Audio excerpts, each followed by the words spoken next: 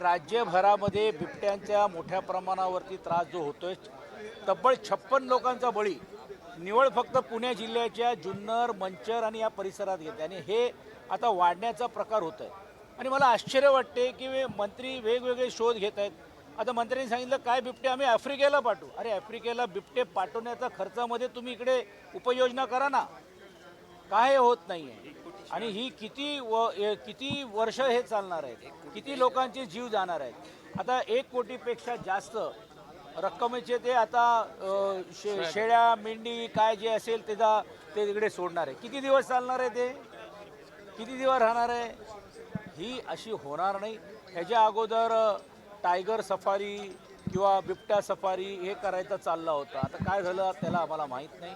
पिंजरे आणतायत हजार तेही देखील पिंजऱ्यामध्ये ते बसत नाही. कारण आता बिबटे एवढे हुशार झाले, त्यांना माहिती आहे हे शासकीय पिंजरे आहेत, आम्ही ह्याच्यात फसणार नाही आणि बसणार नाही.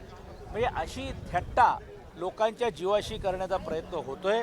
एवढंच जर त्याच्यातलं घेत असेल तर राज्य सरकारने तातडीची उपाययोजना घेत असताना ज्या विभिन्न देशभरामध्ये आणि जागतिक स्तरावरती ह्याला जे उपाययोजना करणारे जे यंत्रणा आहेत ते लवकर आणण्याचं काम केलं पाहिजे.